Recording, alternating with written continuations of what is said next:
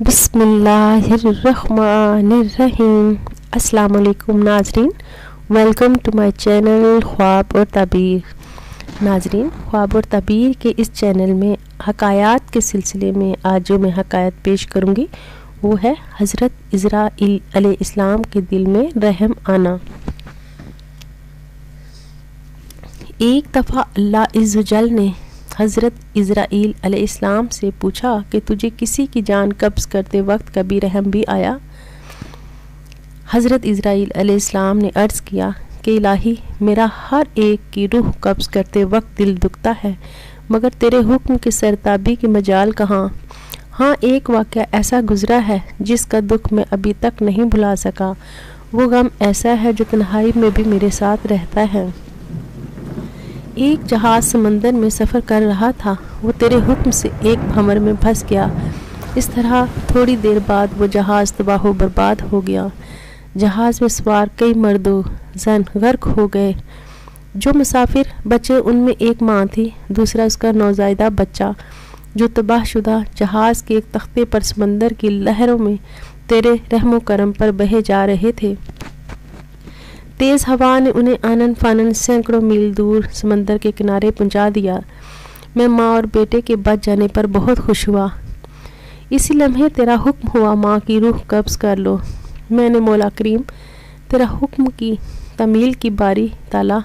تو جانتا ہے کہ یہ حکم پا کر میرا کلیجہ کانپ گیا تھا، اور جب میں نے اس طفل شیر خوار کو ماں سے الگ کیا تو مجھے کس قدر تکلیف پہنچی تھی، اب یاد آئی ہے تو آنکھوں میں آنسوؤں سے بھیگ گئی ہیں۔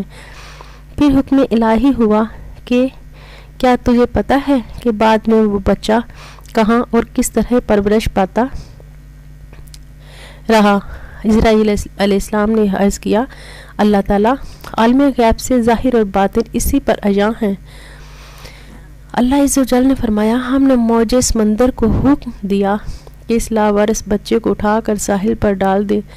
ساحل کے قریب ایک سرسبز شاداب جزیرہ تھا۔ ہم نے پھولوں کو حکم دیا کہ بچوں کے نیچے سیج بچھا دیں۔ سورج سے کہا اپنی تیز شعاعوں سے بچے کو محفوظ رکھنا۔ بادل کو کہا بچے سے ذرا فاصلے پر برسے۔ درختوں کی شاخیں خود بخود جھک کر پھل اور ان کا رس اس کے منہ میں ڈال دیتی تھیں۔ جزیرے میں ایک شیرنی کی ہم نے ڈیوٹی لگائی، وہ روزانہ اسے دودھ پلاتی۔ شیرنی کے خوف سے کوئی جانور بچے کے پاس نہیں آ سکتا تھا۔ اس جزیرے میں ہم نے خوشنما اور حسین پرندے بھیجے جو ہر وقت چہچہاتے تاکہ بچے کا دل پریشان نہ ہو۔ ہوا کو حکم دیا کہ اس پر سے آہستہ آہستہ گزرے تاکہ اسے تکلیف نہ ہو۔ اے عزرائیل علیہ السلام، وہ تنہا اور بظاہر بیچار و مددگار بچہ پرورش پا کر خوب صحت مند اور بہادر ہو گیا۔ ہم نے اس کے پاؤں میں کبھی کانٹا بھی نہ چبھنے دیا۔ دنیا جہان کی نعمتیں اسے عطا کیں۔ اب اسے ملک الموت تو جانتا ہے، وہ بچہ کہاں اور کیا کرتا ہے۔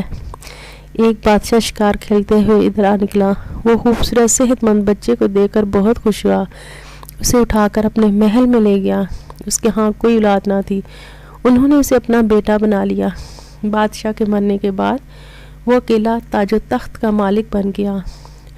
غرور و تکبر سے ہمارے بندوں پر ظلم کرنے لگا، ایسا سرکش نکلا کہ خود خدا بن بیٹھا، اپنے بت نوا بنوا کر انہیں سجدے کروانے لگا۔ خاک کا فانی پتلا ہمارا شریک بن بیٹھا۔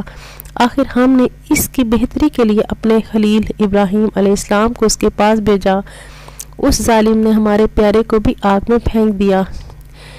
عزرائیل علیہ السلام نے عرض کیا، ہے مخلوقات کے خالق، تیرے بھید تو ہی جانے۔ میں اس سرکش بچے کی حالت سے بے خبر ہونے کی وجہ سے دل میں خیال اور ملال لاتا تھا۔ اے عزرائیل علیہ السلام، اس بچے نے میرا کیا شکر ادا کیا؟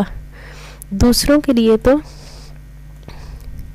ماں باپ کی پرورش حجاب بن جاتی ہے، مگر اس نالائق نے تو بلا واسطہ اپنی جیب میں بہت سے موتی ہم سے پائے تھے۔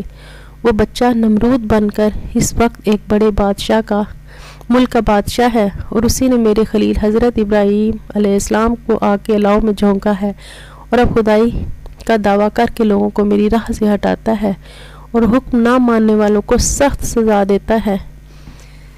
درس حیات۔ اے خدا کے بندے تو اپنی اصلاح کر لے، زنجیر کتے کی گردن سے مت بحال کر، یعنی نفس کو قید و بند میں رکھ۔ نفس یقیناً ایک خونی درندے کی مانند ہے، اگر یہ انسان احسان فراموش ہو جائے تو مثل نمرود بن جاتا ہے۔ ناظرین، آج کی اسی حکایت اور اسی درس حیات کے ساتھ آپ سے اجازت چاہوں گی، پھر کسی اور حکایت یا کسی خواب کی تعبیر کے ساتھ آپ کی خدمت میں حاضر ہوں گی۔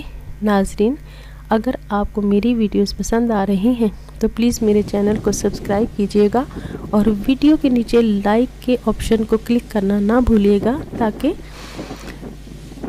مجھے آپ کی پسندیدگی کا یا ناپسندیدگی کا اندازہ ہو سکے۔ بہت شکریہ۔